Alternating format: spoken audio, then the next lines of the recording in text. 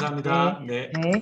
자, 그럼 다음 발표는 비대면 학습을 지원하는 학습 플랫폼의 기능 진화 이지은 교수님께서 발표해 주시도록 하겠습니다.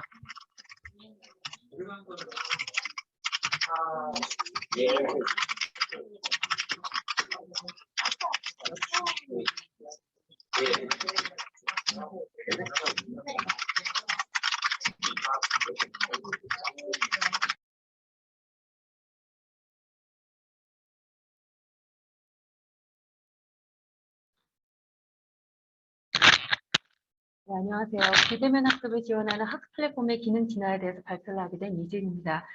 자장님께서 5분을 주셨기 때문에 3시 6분까지 꼭 마무리하도록 하겠습니다. 네, 최근 코로나19로 가속화된 디지털 전환, 원격 교육의 확대로 교육훈련 시장은 유례없는 변화를 경험했습니다. 지금까지 원격 교육은 전형학습의 틀을 깨지 못한다라는 비판을 받아왔는데요. 최근 컨텐츠나 플랫폼의 진화로 그러한 비판으로부터 조금씩 벗어나고 있는 그런 점을 볼 수 있습니다. 본 연구는 비대면 IT 교육을 지원하는 국내 학습 플랫폼에 대한 사례 연구를 토대로 비대면 학습을 효과적으로 지원하는 학습 플랫폼의 특성을 제시하고자 합니다.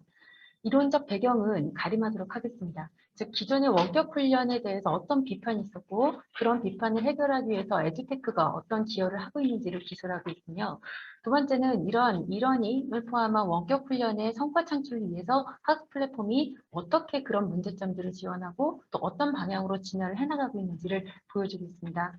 다음은 학습 플랫폼의 기능 요소입니다. 학습 플랫폼도 하나의 정보 시스템이기 때문에 이 플랫폼에 갖춰야 될 두 가지 핵심적인 요소가 있습니다. 첫 번째는 시스템입니다. 사람이 플랫폼을 통해서 학습을 할 때 학습자의 반응이 얼마나 정확하고 신속하게 반응하냐가 가장 중요한데요. MIS 분야에서 가장 아침 티오리라고 할 수 있는 딜론과 맥린의 모델, 그다음에 데이비스가 제안하는 탑 모델로 볼 때 정보 품질, 시스템 품질, 서비스 품질이 충족되어야 하며, 학습자 입장에서는 이런 것들을 이용하기 쉽고 이런 플랫폼을 이용해서 학습을 했을 때 학습 효과가 높다는 것을 인지할 수 있도록 플랫폼이 설계되어야 합니다. 두 번째는 학습 플랫폼은 말 그대로 학습 성과를 높이기 위한 목적이기 때문에 이런 플랫폼에서 작동하는 다양한 교수 학습 이런 것들을 다이나믹하게 지원을 해야 되는데요.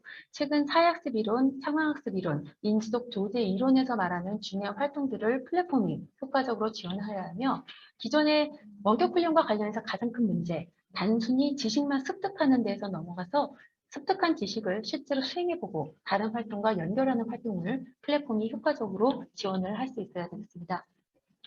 다음은 사례 연구입니다. 근본 연구에서는 저희가 4가지의 가장 대표적인 그런 플랫폼을 선택을 해서 저희가 분석을 해봤습니다. 최근 학습 플랫폼은 범용적인 목적, 특수 목적의 플랫폼 2가지 방향으로 진화를 해나가고 있는데요.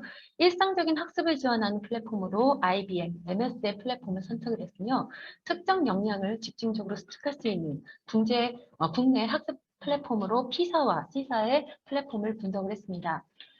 첫 번째는 IBM에 대한 분석 내용이고요. 두 번째는 마이크로소프트에서 제공하는 docs.ms.com입니다. 아마 기술 분야에 활동하시는 분들은 이 사이트를 통해서 기술에 관한 여러 가지 학습을 하셨을 것으로 생각을 하고요. 세 번째는 국내 P사에서 제공하는 학습 플랫폼입니다. 이거는 최근 디지털 마케팅이나 인공지능과 관련해서 가장 많은 학생들이 사용하고 있는 플랫폼으로 보여지고요. 마지막에 C사는 코딩 교육과 관련돼서 특화된 교육을 제공하는 건데, 제가 시간 관계상 나머지 4가지는 다 설명을 안 드려도 여기서 제공하는 페어 프로그래밍에 대해서만 좀 언급을 하도록 하겠습니다. 페어 프로그래밍은 실제로 프로그래머가 현장에서 프로그래밍을 할 때 2명이 각각 내비게이터와 드라이버의 역할을 하고 각각의 역할을 바꿔가면서 코딩의 정확성을 높이기 위한 하나의 전략인데요. 이런 실제 일터에서 작동하는 방식을 코딩 교육에서도 이걸로 구현하기 위해서 플랫폼이 최적화되도록 제공이 되고 있다는 점이 상당히 큰 특징이라고 할 수 있겠습니다.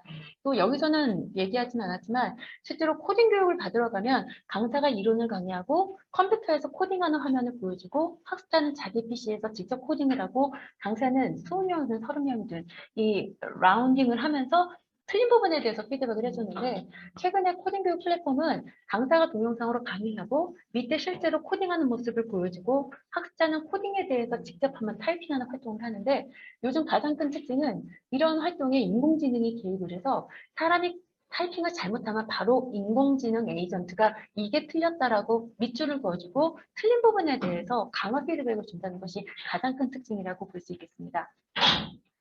자, 이런 내용들을 분석할 때 종합적으로 사실 우리가 분석했던 4가지 사이트 모두 IT 개발자의 업무를 잘 이제 이해하고 있기 때문에 개발자의 사고방식이나 개발 업무와 유사한 방식으로 효과적으로 교육 훈련을 지원하는 그런 사이트라고 볼 수 있겠습니다. 그래서 저희가 정보 시스템의 본원적 기능의 충실성을 포함해서 총 10개의 평가 지표를 가지고 평가를 했을 때 이 4가지 다 어느 정도 비교적 좋은 평가를 받고 있었고, 이것이 일상적인 학습을 지원하느냐, 특정 역량에 집중, 학습을 위한 플랫폼에 따라서 약간의 차이점을 보이고 있고요. 마지막에서는 이런 플랫폼이 학습 그리고 교수 활동을 효과적으로 지원하기 위해서 어떤 것들을 조금 보완해야 되는지를 제가 시사점으로 좀 적시를 했는데 이것까지 설명하면 6분이 넘어갈 것 같아서 마무리하도록 하겠습니다. 본연구는 IT 플랫폼을 분석해서 비대면 학습을 효과적으로 지원하기 위한 기능적 요소들을 제시하고 있는데요. 향후 기능 품질을 평가하기 위한 체계적인 지표를 개발하고 실증 연구 등 이런 후속 연구가 필요하다고 보겠습니다. 정확히 6분입니다. 마무리하겠습니다. 감사합니다. 수고 너무 많으셨습니다. 자, 다음